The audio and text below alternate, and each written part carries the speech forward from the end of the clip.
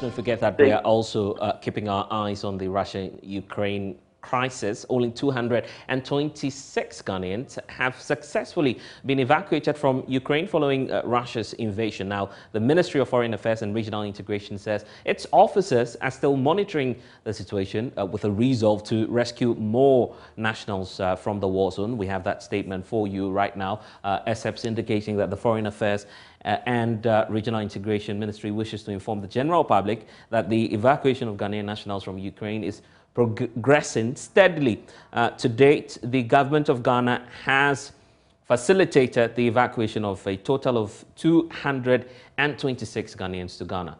The evacuees, mostly students, were received upon arrival by various government officials, including officials from the Ministry of Foreign Affairs and Regional Integration. The statement continues to indicate on paragraph 3 or 4, I should say, that the government of Ghana, through its honorary consulate in Hungary, continues to monitor the situation and is redoubling efforts towards completing the evacuation of the remaining batch of students and other Ghanaians there. But what's more troubling is that the Foreign Affairs Ministry says it notes, quote, with concern that against the backdrop of the prevailing situation and notwithstanding the readiness of the government of Ghana to airlift home our compatriots who have fled from the Ukrainian crisis, some of them are still unwilling to return. The government of Ghana wishes to seize the opportunity to express its profound gratitude to the international humanitarian organizations, religious bodies, and the IOM for their support. So there you have it, excerpts of the statement from the Ministry of Foreign Affairs and Regional Integration, indicating what government has done so far in terms of the evacuation plan. But what you also need to be mindful of is the total number of Ghanaians who are resident in Ukraine. You need to get a breakdown of the figures. Here they are for you. A total of 1,200 persons were indicated at the start of the briefing by the Foreign Affairs Minister to be leaving, Ghanaians living in the war-torn Ukraine. But what we know is that 945 of them are students.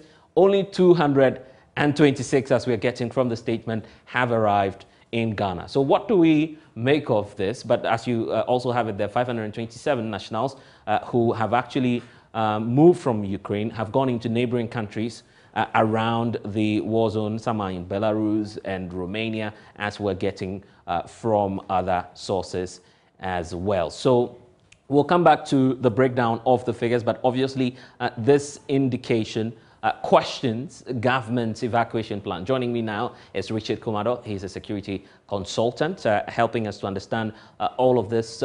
So Richard, thank you for joining us on the poll. So first of all, what's your impression about what we've done so far? 226 out of a total of 1,200 persons that we're targeting to at least, if not all, bring some back home. Is the number encouraging in the first place? Definitely, it's not encouraging, and you can understand the urgency of the issues here, that the complexity of what we are looking at, it makes it more difficult for government agencies to be able to coordinate the activities in Ukraine very effectively. The only way to mobilize these people is to coordinate the activities and bring them to a centralized position. Then there has been a decision on the part of individual Ghanaians there as to whether they will want to come home or they have some other plans, which is beyond what the Ministry of Foreign Affairs can do. I think we will need to be a bit more aggressive in mobilizing them. We need to be a bit more strategic in where we place them so that we can airlift them if that becomes an option on the table. Other than that, 200 out of the thousands we are talking about might not be sounding properly good. If your argument is that 226 is not enough, the ministry is indicating in their statement as well that upon efforts that they're making to bring back some of our compatriots home, they're not willing even to come back to Ghana. So that's also a challenge, you agree? Definitely, I agree with that. And remember, it's not all of them that are students. And even if they are students, it might not be all of them that are on government scholarship. So government cannot single-handedly take a decision for them. What we will need to do in the face of whatever is happening in Ukraine that has become a spillover to what we are talking about, we will need to coordinate and collaborate a bit more with the countries they are in to ensure that at least their safety and security is granted. If that is done, individuals have the right to take their own decisions. But we must ensure that nothing untoward happens to any Ghanaian. Government will come under fire should we be recording deaths of people. And it's also the need that our people, irrespective of the condition they are in, must work with the appropriate authorities Ghana has put in place to be able to leave Ukraine, at least to a safer place where decisions as to whether they are coming home or not. Right, so your concern is about moving Ghanaians into safety, whether it's back here or the neighboring countries. But what we do know is that government also indicates that it's redoubling its efforts in trying to bring back some more persons home. What approach should we adopt at this moment, knowing that some persons are refusing to come back home? Number one, they will need a psychological brief up. And number two, we will need to move them to a safer place where we'll make resources available to easily move them home, especially those who are willing to come. Then number three, those who don't want to come will need a bit more motivation to really understand the need for coming home. Then this also goes beyond the psychology of why people will want to leave Ghana and seek greener pastures elsewhere. If that is done, I believe these three steps will help us to uplift a little bit more people who are willing to come home, at least to safety, before we consider those who might not be wanting to come home. What consideration should be given to persons who are returning out? Over 200 of them. Is there any security implication for not just the people coming back home, but also for us? Should we be worried that these persons are coming right from a war-torn area? Definitely, brother, because there's psychological warfare in their mind. They are traumatized. There might even be some people who have taken part in the early stages of the war who might want to vent their anger on us as a Ghanaian or as a people who have not treated them well. That is why they find themselves there. They will need a bit more of monitoring. They will need a bit more of surveillance. They will need a bit more of coaching and counseling in order to let them settle in as quickly as possible. And I believe that is done. We will be able to have them safely here. But home is home. They should come back home. And once they are here, they should find a way of rebooting their life. While at that, there are many who express doubts over the possibility of even having all the 1,200 return. How much more do you think we can do in terms of the evacuation program? What's your estimation? I would be happy if government could bring in about 1,000 people. I would be happy if government could even is that feasible? Is that really a feasible number that you're looking at? If you look at our neighboring Nigeria, some people are making their private jets available. Private individuals are making resources available at the disposal of government. And people are making private arrangements to bring their citizens back home. Their numbers might be more than that, but if government engages the public sector, we can have private airlines bringing our people home, which will lessen the burden of government.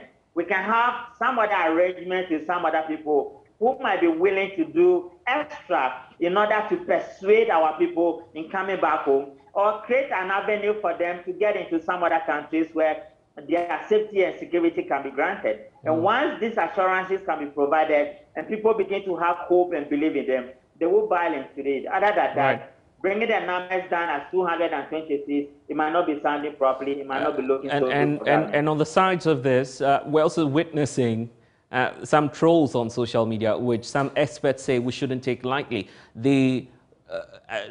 What we see, the attribute of many Ghanaian youth expressing interest in taking advantage of Ukraine's window to have more recruits into their military. There are many who are volunteering right from Africa to join the fight as a way of evading what they say are hard times in this country. Does that really paint a picture of the security situation here in our country?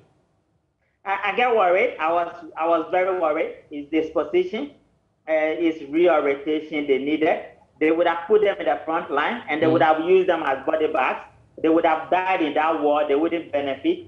Go back to our history and check World War I and World War II. Even the proper and professional soldiers who fought along the British, what has been the reward system for them? Right. We will need to tread cautiously. We will need to be a bit more circumspect in some of these things. And we should not allow our people to go to Ukraine to fight for the Ukrainians. Even if they do, it should be soldiers who are well prepared, who are well trained, and who know what the terrain is. Civilians They might die in the course of war and might not make any benefit. Some say they may be rewarded by the Ukrainian government. I'm sure you've seen all of these funny comments on social media as well. Is this far-fetched for someone to even think like that? No, but see, I'm a security consultant. I wouldn't want any of my family members to venture. Right.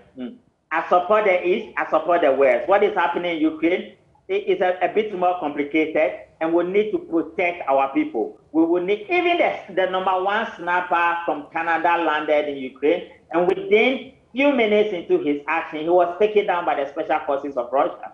We will need to tread cautiously. I know people want to make fun, people are looking for jobs, people need money, people want to travel abroad, but let us do it properly so that we don't become more vulnerable and create many more vulnerabilities for ourselves, please.